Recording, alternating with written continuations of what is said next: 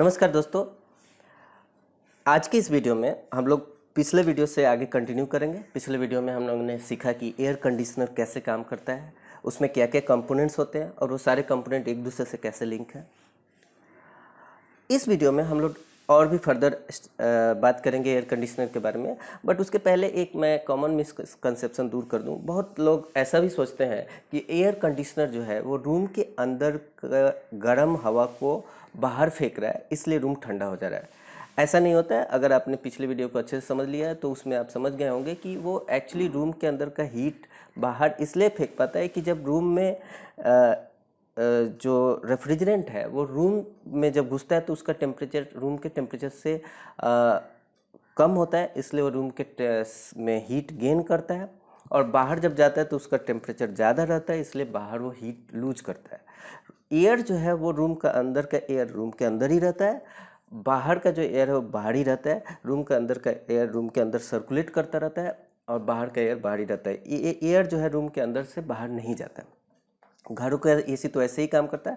Car में जो AC होता है उसमें ज़रूर ये ऑप्शन रहता है कि आप बाहर से भी एयर ले सकते हैं, क्योंकि जनरली कार जो है वो काफ़ी सील पैक्ड रहता है। तो अगर आप कंटिन्यूसली एयर को सर्कुलेट करते रहते हैं तो एयर में ऑक्सीजन का लेवल कम हो सकता है, इसलिए उसमें एक ऑप्शन दिया रहता है कि आप बाहर से भी फ्रेश एयर ले लें। घरों में जो एसी होता है उसमें ये ऑप्शन नहीं रहता है, क्योंकि घरों में जनरली खिड़की के में कुछ छेद तो रहता ही है या फिर रूम का डोर भी खुलते बंद होते रहता है, इसलिए ये प्रॉब्लम नहीं आता है। तो इसलिए घरों के जो स्प्लिट एसी है उसमें अंदर का ही एयर सर्कुलेट होता है, बाहर से एयर नहीं आता जाता है। एनीवे, हम लोग जो बात कर रहे थे उसको बात को आगे बढ़ाते हैं। हम लोग बात कर लिए हैं डिफरेंट कंपोनेंट्स के बारे में एसी में। अब हम बात करें डिफरेंट टाइप्स के ऑफ एसी में। देखिए, हम लोगों ने सुना होगा कि एक विंडो एसी होता है, एक स्प्लिट एसी होता है। ये सब में फ़र्क क्या होता है? तो देखिए, कोई भी एसी है उसमें मूल 4 ही कंपोनेंट होंगे: कंडेंसर, एक्सपेंशन वाल्व, इवेपोरेटर और कंप्रेसर। तो अगर ये सारे कंपोनेंट को, कंप्रेसर, कंडेंसर, एक्सपेंशन वाला, इवेपोरेटर को एक ही बक्से के अंदर रख दिया जाए तो इस एसी को हम लोग बोलते हैं विंडो एसी, क्योंकि ये एक ही जगह पे होता है और ये सस्ता होता है चूँकि एक ही बॉक्स के अंदर है। बट इसमें एक प्रॉब्लम ये है कि कंप्रेसर जो होता है ना वो नॉइज़ प्रोड्यूस करता है, इसलिए आपको सोने में तकलीफ हो सकती है। इसलिए लोगों ने इन्वेंशन किया कि हम क्यों नहीं कंप्रेसर को दूर रख दें। एक्चुअली कूलिंग तो इवेपोरेटर के थ्रू होता है, तो इवेपोरेटर को अंदर कर दे और कंप्रेसर को बाहर कर दे, तो ये नॉइज़ का प्रॉब्लम सॉल्व हो जाएगा। इसलिए स्प्लिट एसी का इजाद हुआ। तो स्प्लिट एसी में बेसिकली देखिए, जो कंडेंसर है और कंप्रेसर है वो तो बाहर हो जाता है और एक्सपेंशन वाल्व और इवेपोरेटर इंडोर यूनिट में हो जाता है। काफ़ी बात कर लिए हैं स्प्लिट एसी के बारे में। अब हम बात करते हैं सेंट्रल एसी के बारे में। देखिए, अगर जिस स्पेस को हमको कूल करना है वो स्पेस अगर बहुत बड़ा है, जैसे मान लीजिए कोई मॉल है या हॉल है, उसको अगर हमको कूल करना है तो अगर हम स्प्लिट एसी का इस्तेमाल करने जाएंगे तो हमको बहुत सारे स्प्लिट एसी का यूज़ करना पड़ेगा, क्योंकि स्प्लिट एसी का जो इंडोर यूनिट है वो बहुत छोटा सा ही स्पेस को कवर कर पाता है। तो सारे स्पेस को कूल रखने के लिए हमको बहुत सारे एसी का इस्तेमाल करना पड़ेगा। तो बहुत सारे आउटडोर यूनिट और बहुत सारे इंडोर यूनिट हो जाएंगे। तो इस प्रॉब्लम को सॉल्व करने के लिए सेंट्रल एसी का इजाद हुआ। उसमें क्या होता है कि उसमें एक ही आउटडोर यूनिट होता है जिसमें बहुत बड़ा कंप्रेसर और कंडेंसर होता है। उसी तरह एक ही इंडोर यूनिट होता है जिसमें एक इवेपोरेटर कॉइल होता है और ब्लोअर होता है, एज यूजुअल जैसे स्प्लिट एसी में होता है। बट ये बड़े बड़े साइज के दो बन गए, एक आउटडोर यूनिट और एक indoor unit. Indoor unit generally basement में दे दिया जाता है और फिर जिस स्पेस को कूल करना है ना, उस स्पेस से एयर को एयर इनलेट होता है इस ब्लोअर पे, और फिर इसका जो आउटलेट है, जो ठंडा एयर है, वो वापस उस स्पेस में चला जाता है। ठीक है। टेम्परेचर कंट्रोल करने के लिए जहाँ पे स्पेस में, जिस स्पेस को कूल कर रहे हैं वहाँ पे एक थर्मोस्टेट लगा देते हैं। ठीक है। तो इस तरह से आपका क्या होगा कि एक ही कंप्रेसर, कंडेंसर और एक ही इवेपोरेटर कॉइल से पूरे स्पेस को कूल कर सकते हैं।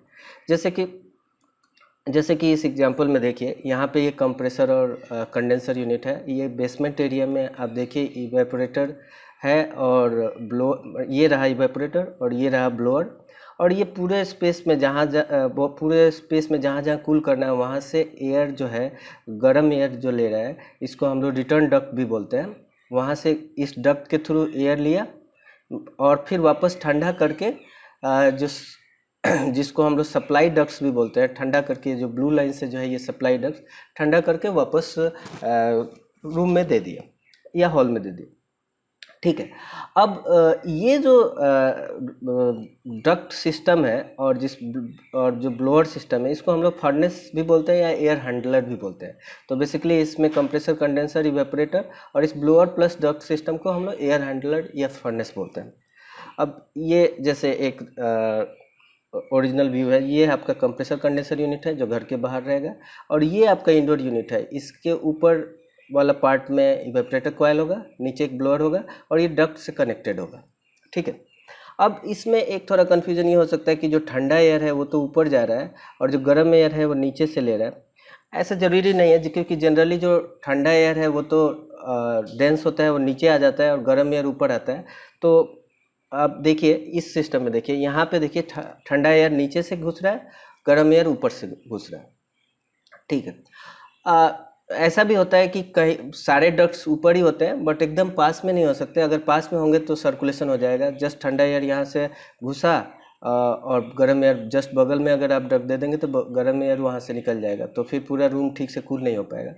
तो इस तरह से डक्ट सिस्टम का इस्तेमाल किया जाता है। जैसे यहाँ पे देखिए, ये किसी जगह पे मॉल में, यहाँ पे देखिए ये बहुत सारे डक्ट है, इसके थ्रू हम इस रूम को पूरी तरह से कूल कर पाएंगे। अब हम बात कर रहे हैं कि जो हमारे घर में एयर कंडीशनर होता है उसको क्या क्या मोड में हम लोग चला सकते हैं, और डिफरेंट मोड में एक्चुअली एयर कंडीशनर के भीतर क्या होता है, और किस समय हमको कौन सा मोड ऑपरेट करना चाहिए। तो देखिए, जो भी आप एयर कंडीशनर होगा आप देखेंगे उसमें एक मोड का बटन होता है, और उस मोड के बटन से हम डिफरेंट मोड में कंडीशनर को ऑपरेट कर सकते हैं। तो बेसिकली सारे एयर कंडीशनर में जो आजकल मार्केट में मिलते हैं उसमें 5 मोड होते हैं। पहला मोड होता है उसको ऑटो मोड बोलते हैं, दूसरा मोड उसको कूल मोड बोलते हैं, तीसरा मोड ड्राई मोड, चौथा मोड को फैन मोड और पांचवा मोड को हीट मोड बोलते हैं। हीट मोड सारे कंडीशनर में काम नहीं करता है, बात करते हैं। देखिए, ऑटो मोड जो होता है उसमें एयर कंडीशनर जो है वो ऑटोमेटिकली टेम्परेचर को सेट करता है और फैन स्पीड को सेट करता है। उसमें हम टेम्परेचर का सेट पॉइंट नहीं दे सकते। वो रूम के अंदर का एयर का एक टेम्परेचर डिटेक्ट करेगा और उसके बेसिस में वो टेम्परेचर का सेट पॉइंट दे देता है और उसी टेम्परेचर को मेंटेन करता है। ठीक है। तो इस मोड में हम टेम्परेचर चेंज नहीं कर सकते। हाँ, फैन स्पीड चेंज कर सकते हैं। तो ये ऑटो मोड होता है। कूल मोड जो होता है, ये cool mode most of the time हम लोग एयर कंडीशनर को कूल मोड में ही चलाते हैं, क्योंकि ये जो है इसमें हम टेम्परेचर को भी चेंज कर सकते हैं और साथ में फैन स्पीड को भी चेंज कर सकते हैं, और इस दौरान इस तरह से हम काफ़ी रूम को काफ़ी कूल कर पाते हैं। ठीक है। उसके बाद जैसे हमने पहले ही बात कर दिया कि एयर कंडीशनर और एयर कूलर में फ़र्क है। एयर कूलर सिर्फ टेम्परेचर को कम करता है, जबकि एयर कंडीशनर टेम्परेचर के अलावा ह्यूमिडिटी भी कम कर सकता है, डर्ट भी रिमूव कर सकता है। इसलिए यदि आप अनकंफर्टेबल फील कर रहे हैं, इसलिए नहीं कि टेम्परेचर ज़्यादा है, बल्कि इसलिए कि ह्यूमिडिटी ज़्यादा है, तो उस समय हम लोग एयर कंडीशनर को ड्राई मोड में चला सकते हैं। ड्राई मोड एक ऐसा मोड है एयर कंडीशनर का जिसमें एयर कंडीशनर का मेन पर्पस जो है टेम्परेचर रिडक्शन नहीं होता है, रादर टेम्परेचर एयर की ह्यूमिडिटी कम करना होता है। और तो आप समझ ही गए होंगे, इस मोड को जनरली तब यूज करना चाहिए जब एयर में ह्यूमिडिटी ज़्यादा हो, जैसे कि बरसात के दिनों में, या फिर आप ऐसे जगह पे रहते हैं जहाँ पे जैसे समुद्री इलाका में, तो जहाँ पे ह्यूमिडिटी ऑलवेज ज़्यादा रहता है, उस एरिया में आप ड्राई मोड में कुछ टाइम अगर एयर कंडीशनर को चला देंगे तो उसकी ह्यूमिडिटी जो है एयर की कम हो जाएगी। ठीक है। तो इस मोड को तब इस्तेमाल करना चाहिए जब टेम्परेचर तो बहुत ज़्यादा नहीं है बट ह्यूमिडिटी ज़्यादा है, इसलिए आप परेशान हो रहे हैं। ठीक है। जनरली ह्यूमन बॉडी ऐसा है कि ह्यूमिडिटी बहुत ज़्यादा है तो भी प्रॉब्लम है, बहुत कम हो जाता है तो भी अनकंफर्टेबल फील होता है। इसलिए एसी प्रोफेशनल जो है वो रिकमेंड करते हैं कि ड्राई मोड में 1-2 घंटे ही चलाना चाहिए, उससे ज़्यादा चलाने की ज़रूरत नहीं है। अब ये ड्राई मोड में एक्चुअली काम कैसे करता है? ड्राई मोड में बेसिकली जो है ना, फैन का स्पीड जो है, यानी ब्लोअर का जो स्पीड है वो सबसे लोएस्ट स्पीड पे हो जाता है। इसलिए आप देखेंगे कि जब ड्राई मोड में आप एसी चलाते हैं तो आप फैन का स्पीड चेंज नहीं कर सकते हैं। हाँ, टेम्परेचर ज़रूर चेंज कर सकते हैं। तो जब फैन का स्पीड जब बहुत कम हो जाता है तो इसलिए क्या होता है कि जो ब्लोअर जो एसी का इंडोर यूनिट में जो इवेपोरेटर है उसके पास एयर का रेजिडेंस टाइम ज़्यादा हो जाता है, और इसलिए वो उसमें से वाटर वेपर कंडेंस इजीली हो जाता है। जबकि कूल मोड में फैन का स्पीड बहुत ज़्यादा रहता है तो इसलिए उसको उतना टाइम नहीं मिलता है, इसलिए वाटर वेपर कम कंडेंस हो पाता है। ठीक है। दूसरी बात कि इसमें क्या होता है कि जो कंप्रेसर है, कंप्रेसर जरूर ऑन होगा तभी तो एयर का टेम्परेचर कम होगा, और नहीं तो एयर का टेम्परेचर बिल्कुल कम नहीं होगा तो उसमें का वाटर वेपर कंडेंस ही नहीं होगा। बट कंप्रेसर ज़्यादा देर के लिए ऑन नहीं रहता है, कम देर के लिए ऑन रहता है कंपेयर टू कूल मोड। ठीक है। फैन मोड का इस्तेमाल तब करना है जब टेम्परेचर भी बहुत ज़्यादा नहीं है और ह्यूमिडिटी भी बहुत ज़्यादा नहीं है, बट जस्ट एक आप एयर का फ्लो रूम के अंदर कंटिन्यू करते हैं तो फैन मोड का इस्तेमाल कर सकते हैं। ये पंखे जैसा ही काम करता है, इसमें कंप्रेसर बंद रहता है, जस्ट एयर का फ्लो होता रहता है। इसके अलावा एक और मोड होता है हीट मोड सारे कंडीशनर में नहीं होते हैं, एयर कंडीशनर में, उसके बारे में हम लोग बात करेंगे। बट इसके पहले हम लोग देख ले कि इलेक्ट्रिसिटी बिल पे क्या फ़र्क पड़ेगा डिफरेंट मोड में। तो देखिए, जब हम कूल मोड का इस्तेमाल करते हैं, जब हमारा टेम्परेचर बहुत ज़्यादा है और क्विक कूलिंग का ज़रूरत है, तब हम इस्तेमाल करते हैं। कूल मोड में कंप्रेसर और फैन दोनों फुल स्पीड में चलते हैं, इसलिए बिजली भी सबसे ज़्यादा लगती है। ड्राई मोड का इस्तेमाल कब करते हैं? जब टेम्परेचर तो ठीक ठाक है, कंफर्टेबल है, बट ह्यूमिडिटी हाई है, तो उस केस में जो है फैन का स्पीड सबसे लोएस्ट स्पीड पे रहता है। कंप्रेसर भी, या तो अगर इन्वर्टेड एसी है तो कंप्रेसर बहुत स्लो स्पीड पे चलता है, या फिर अगर ट्रेडिशनल एसी है तो कंप्रेसर बहुत ज़्यादा देर तक नहीं चलता है, इसलिए बिजली बिल कम आता है। फैन मोड में जब टेम्परेचर और ह्यूमिडिटी दोनों कंफर्टेबल लेवल पे हो, तब अगर हमको सिर्फ एयर सर्कुलेट कराना है तब हम फैन मोड में चलाते हैं, उसमें फैन फुल स्पीड पे चलता है, कंप्रेसर नहीं चलता है। और चूंकि बिजली का बिल कंप्रेसर की वजह से ही ज़्यादा आता है, इसलिए इसमें इलेक्ट्रिसिटी बिल सबसे कम आता है। तो इसको हम लोग रिमोट में भी देख लेते हैं। देखिए, ये जो सिंबल जो है ना, ये ऑटो मोड का सिंबल है। तो अभी जैसे ये कंप्रेसर जो चल रहा है ना, ये एयर कंडीशनर जो चल रहा है वो ऑटो मोड में चल रहा है। देखिए, ये जो सिंबल है ना, ये फैन का ऑटो मोड का सिंबल है। ठीक है। तो अगर यहाँ पे देखिए, ऑटो मोड में हम फैन का स्पीड तो कम ज़्यादा किए पर टेम्परेचर चेंज नहीं कर पाए। ठीक है। अब मैं मोड को चेंज कर दिया। ये जो सिंबल है ना आइस फ्लेक का, ये कूल मोड का सिंबल है, और यहाँ पे फैन ऑटो मोड में है। यहाँ पे देखिए, हम टेम्परेचर कम ज़्यादा कर पा रहे हैं, और फैन बटन दबा करके मैं फ़ैन का स्पीड भी देखिए चेंज कर पा रहा हूँ। देखिए, फ़ैन का स्पीड मैंने बढ़ा दिया। ठीक है। अब जो डिफरेंट मोड है, ये है ड्राई मोड। ड्राई मोड का सिंबल है, ये देखिए वाटर ड्रॉपलेट का। इसमें देखिए फैन का स्पीड लोएस्ट स्पीड है, इसमें फैन का स्पीड चेंज नहीं हो पाया, टेम्परेचर जरूर चेंज कर पाए। ये जो है फैन मोड है, इसमें कंप्रेसर बंद रहता है, इसमें फैन का स्पीड चेंज कर पाते हैं। और ये जो लास्ट मोड है, ये हीट मोड है, ये सारे एयर कंडीशनर में नहीं होता है। ये अब एक लास्ट मोड का बात कर रहे हैं, हीट मोड। कुछ एयर कंडीशनर जो महंगे एयर कंडीशनर होता है, उसमें ये ऑप्शन होता है कि आप गर्मी के दिनों में तो रूम को ठंडा कर सकें और ठंडी के दिनों में रूम को गर्म कर सकें, तो उसमें हीट मोड में चलाना पड़ता है। तो बेसिकली हमने जैसे पिछले वीडियो में बात किया था कि हीट पंप और रेफ्रिजरेटर, बेसिकली उसमें सारे कंपोनेंट एक ही जैसा होता है, पर्पस अलग है। रूम के अंदर का टेम्परेचर अगर बढ़ाना है तो हीट पंप, रूम के अंदर का टेम्परेचर घटाना है तो एयर कंडीशनर। ठीक है। सारे कंपोनेंट एक ही है। तो अगर हमको ठंडी के दिन के लिए अलग इक्विपमेंट और गर्मी के दिन के लिए अलग इक्विपमेंट यूज करने का मतलब बनता नहीं है, क्योंकि कंपोनेंट तो दोनों मशीन में सेम ही है। तो इसलिए जो हीट पंप यूज होता है, उसमें क्या होता है कि एक रिवर्सिंग वाल्व होता है। वो रिवर्सिंग वाल्व क्या करता है कि रेफ्रिजरेंट का फ्लो को इस तरह से रिवर्स कर देता है कि अब ये जो एयर कंडीशनर जो है, जैसे ये एयर कंडीशनर है, अब ये हीट पंप की तरह बिहेव करेगा।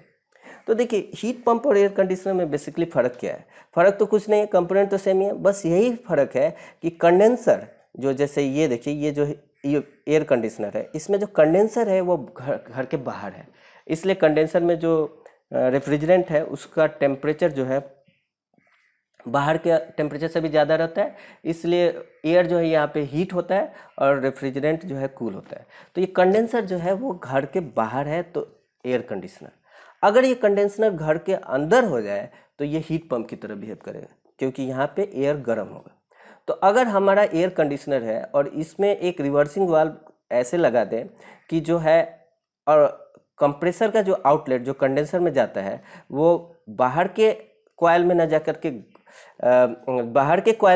के घर के अंदर के कॉइल में जाने लगे, तो वो हमारा हीट पंप जैसा बिहेव करने लगेगा। तो वही होता है, जैसे देखिए ये नॉर्मल एयर कंडीशनर है, इसमें एक रिवर्सिंग वाल्व होता है, अब इसमें नॉर्मली तो क्या होता है, कंप्रेसर का जो आउटलेट है वो बाहर के कॉइल में जाता है, इसलिए बाहर का जो कॉइल है वो एज ए कंडेंसर बिहेव करता है। बट जैसे ही हम हीट मोड में डालते हैं तो ये जो वाल्व का पोजीशन है वो इस तरह से चेंज हो जाता है कि कंप्रेसर का आउटलेट घर के अंदर वाले कॉइल में जाने लगता है। तो घर के अंदर वाला कॉइल में जाने लगेगा तो घर का अंदर वाला जो कॉइल है इवेपोरेटर कॉइल की जगह पे अब ये कंडेंसर कॉइल की तरह बिहेव करेगा और रूम का टेम्परेचर बढ़ने लगेगा और बाहर जो है वो हीट लूज करने लगेगा, बाहर का जो कॉइल है इवेपोरेटर जैसा बिहेव करने लगेगा। तो यही देखिए, ये ओरिजिनल में ये जो रिवर्सिंग वाल्व है वो ऐसा दिखता है। ठीक है, सारे एसी में नहीं होते हैं, हाँ हमारे जो कार के एसी हैं उसमें ये ज़रूर होते हैं, मोस्ट ऑफ द कार में। तो उसमें ये बेसिकली रिवर्सिंग वाल्व जो है ये चेंज करता है मोड को। ठीक है, अब हम लोग बात करेंगे कि जो एक हम टर्म सुनते रहते हैं कि इन्वर्टर एसी मार्केट में आया है, उसका क्या मतलब है, वो ट्रेडिशनल एसी से क्या फ़र्क होता है। तो देखिए, जो ट्रेडिशनल एसी होता है ना, उसमें कंप्रेसर जो है या तो चलते रहेगा या फिर बंद होगा।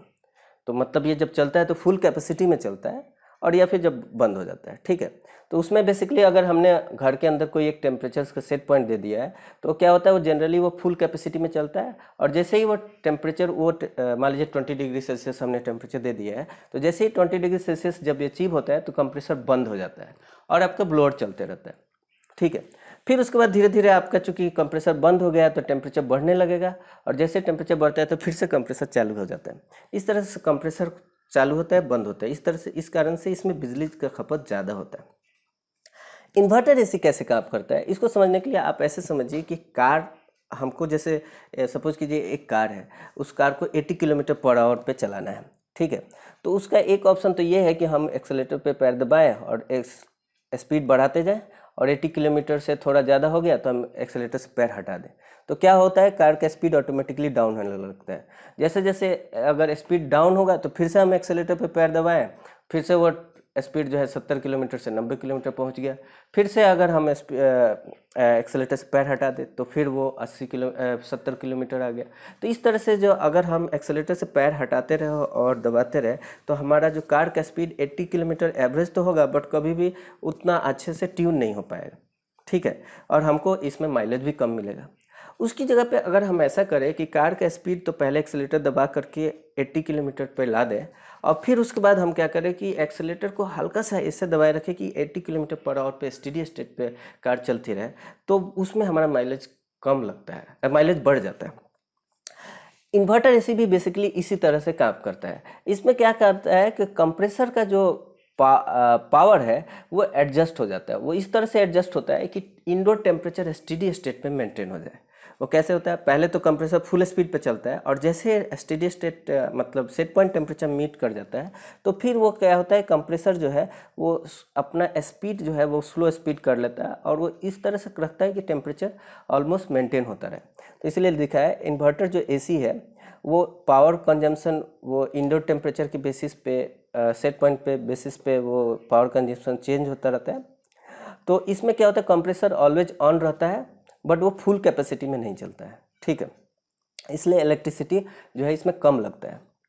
बेसिकली ये कंप्रेसर जो है वो इन्वर्टर टेक्नोलॉजी एक है जो मोटर में यूज होता है, जिसमें मोटर की स्पीड को जो कम ज़्यादा करता है उस टेक्नोलॉजी पे काम करता है। तो मोटर का स्पीड जब कम ज़्यादा होता है तो उसी बेसिस पे कंप्रेसर का स्पीड भी कम ज़्यादा होता है और इस तरह से रेफ्रिजरेंट का फ्लो रेट भी कम ज़्यादा होता है और अल्टीमेटली रूम का टेम्परेचर कंट्रोल होता है।